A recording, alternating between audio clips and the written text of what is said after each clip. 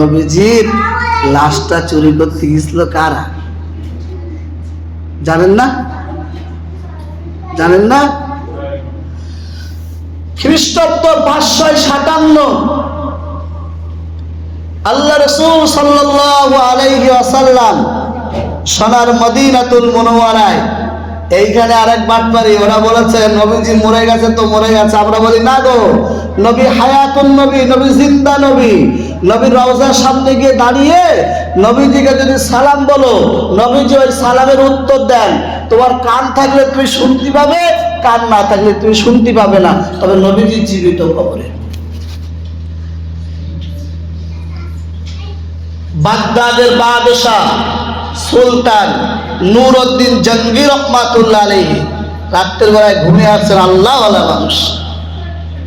আবার নবী সুলতান নূরউদ্দিনকে স্বপ্ন দেখাচ্ছে, ও নূরউদ্দিন, 2 জন অথবা 3 জন ব্যক্তি আমি রাসূল আমাকে বড় কষ্ট দিচ্ছে, এদের হাত থেকে আমাকে একটু, এরা আমার রওজার সঙ্গে বিয়াদবি করছে, আমার লাশের সঙ্গে এরা বিয়াদবি করছে। স্বপ্নই হয়, ঘুমটা ভেঙে গেল, বড় অস্থির। নবীজি এমন কেন বললেন? ওযু বানালেন, গোসল করলেন, নামাজে দাঁড়িয়ে গেলেন, তাহাজ্জুদের নামাজে আল্লাহর কাছে কাঁদলেন, আল্লাহ আল্লাহ আমি কি স্বপ্ন দেখি? ঘুমিয়ে পড়লেন। সঙ্গে সঙ্গে আমার স্বপ্ন, আল্লাহ রাসূল এসে বলছেন, নূরউদ্দিন, তোমাকে না বললাম 2 জন ব্যক্তি আমাকে কষ্ট দিচ্ছে, আবার রওজার সঙ্গে বিয়াদবি করছে। নূরউদ্দিন যতটা তাড়াতাড়ি সম্ভব ব্যবস্থা নাও। ঘুম ভেঙে গেল। নবীজির স্বপ্ন, যারা নবীজিকে স্বপ্ন দেখবে, মান রাআনি ফিল মানামি ফাকাদ রাআনি, যারা আমাকে স্বপ্ন দেখবে তারা সত্যি সত্যি আমাকে স্বপ্ন দেখবে। এ লাইলা মজনুর স্বপ্ন না তো? নবীজিকে স্বপ্ন দেখলে সত্যি আপনি নবীজিকে দেখবেন। ফাইন্না শাইতানা লা ইয়াতাসাওয়ারু সূরাতি, কেননা শয়তান কখনো নবীজির সূরা ধরতে পারে না। আর সবার আকৃতি পারবে, নবীজির আকৃতি শয়তান ধরতে পারে না। সুতরাং কোন উম্মাহ যদি নবীজির স্বপ্ন দেখে, তো উম্মাহ সত্যি সত্যি নবীজির স্বপ্ন দেখবে। 2 বার স্বপ্ন দেখলেন, আবার উঠলেন, ওঠার পরে ওযু করলেন, গোসল করলেন, তাহাজ্জুদের নামাজ আদায় করলেন, আবার ঘুমিয়ে পড়লেন।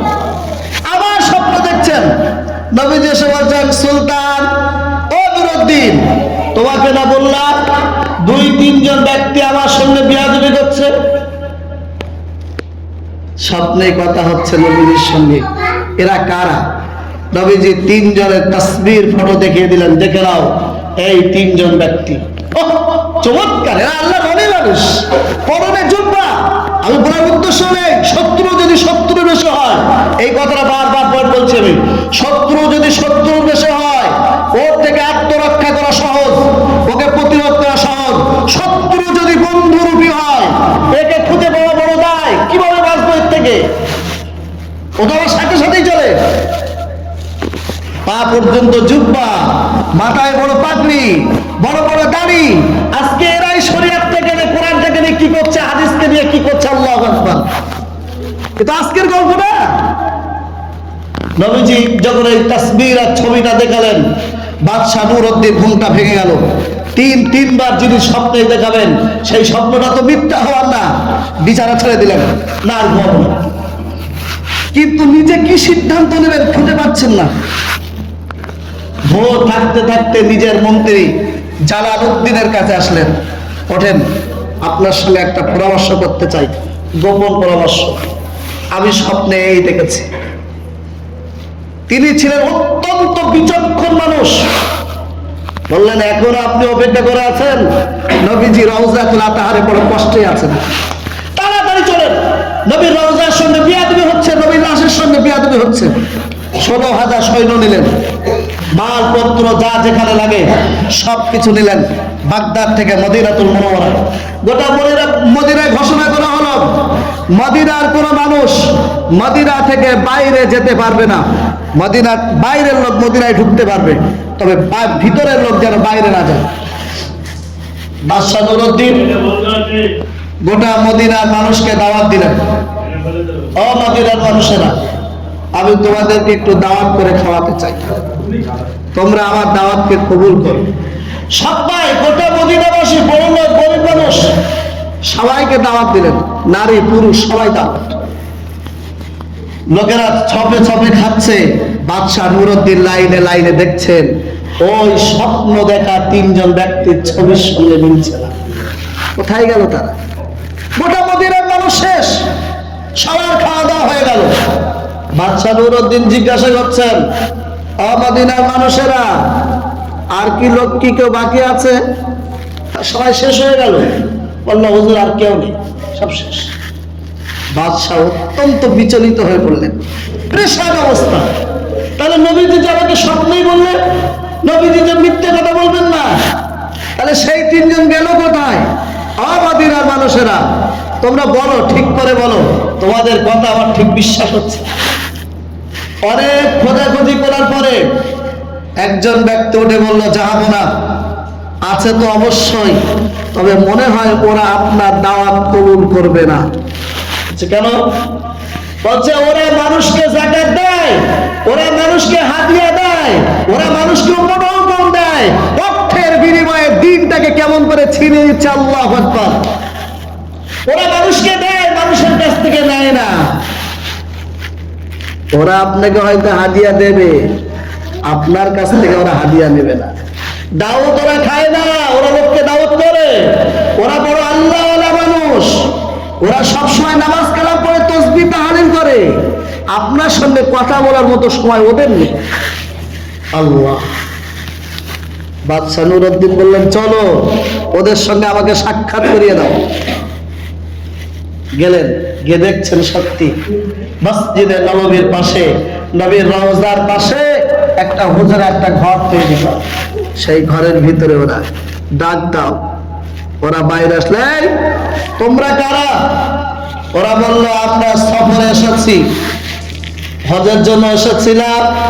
নবীর রওজার কাছে এসে, নবীজির বড় মুহাব্বতি মানুষ আমরা, নবীজির বড় আশেক আমরা, নবীজির মুহাব্বতে রওজার পাশ থেকে আর যাচ্ছি না, এখানে ঘর বেঁধে আমরা থাকি, আমরা মুসাফির মানুষ।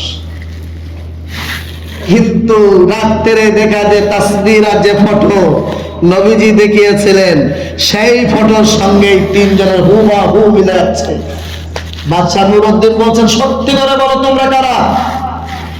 প্রমাণ? প্রমাণ না পেয়ে তো কোনো কিছু কাউকে বলা যায় না যে তুমি চোর।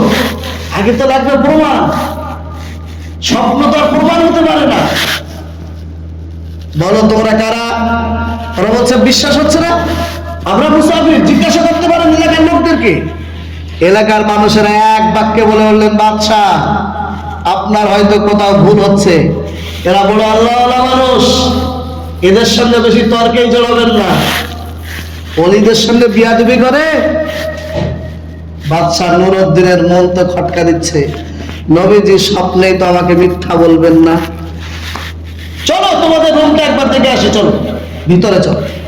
ভিতরে গিয়ে দেখছেন কিচ্ছু নেই, রুমের ভিতরে ফাঁকা, পুরো ফাঁকা রুম। আছে একটা কোরআন শরীফ, আছে একটা মুসল্লা, আছে একটা তসবিহ। যে ঘরটা একটা মুসল্লা পাওয়া যায়, যে ঘরটা একটা তসবিহ পাওয়া যায়, যে ঘরটা একটা কোরআন শরীফ পাওয়া যায়, এরা বাটপার হতে পারে? এলাকার লোকেরা বলছেন, হুজুর বললাম না আপনাকে, দেখছেন তো আপনারই ভুল ছিল, চলেন এবার। হুজুরের মন তো মানছে না, নবীজি আমার সঙ্গে মিথ্যা বলবেন না, এইখানে কোনো রহস্য লুকিয়ে আছে। তাকিয়ে দেখছেন ওই ঘরের ভিতরে একজন আল্লাহর বান্দা বসে আছে একটা মুসল্লায়। হুজুর বলছেন, ওকে বলো একটু উঠতে, ওকে উঠতে বলো। নামাজে আছে তো, নামাজ পড়ছো, নামাজ পড়ছে। বলছে বলো না, ওকে উঠতে বলো না। না, এরা সবসময় ইবাদত বন্দেগীতে লিপ্ত, ডিস্টার্ব করবেন না। আরে বাপ রে বাপ। বলছেন, বলছি না, উঠতে বলো। খুব জোরে ধমক দিলেন, উঠলেন। দেখছে ওটা তো একটা মুসল্লা।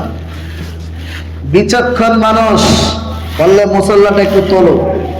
গ্রামের লোকেরা তো সেই রেগে যাচ্ছে একবারে, হুজুর আপনি বলো, এবার বিয়ে করে বলছেন বলো। এরা ওলি মানুষ, এরা আউলিয়া মানুষ, দেখতে পাচ্ছেন না মুসল্লায় নামাজ পড়ে।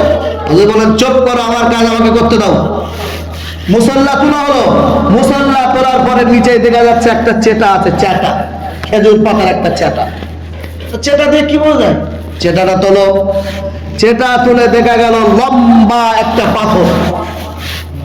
বলছেন তোলো, পাথর তোলো। গ্রামের লোকেরা তো আরো ক্ষিপ্ত জনগণ, হুজুর আপনি কিন্তু এইবার বাড়াবাড়ি করে ফেলছেন, এতক্ষণ আপনাকে বাচ্চা বলে মানছিলাম। আল্লাহ হুজুর বলছেন চুপ করো, আমার কাজ আমাকে করতে দাও।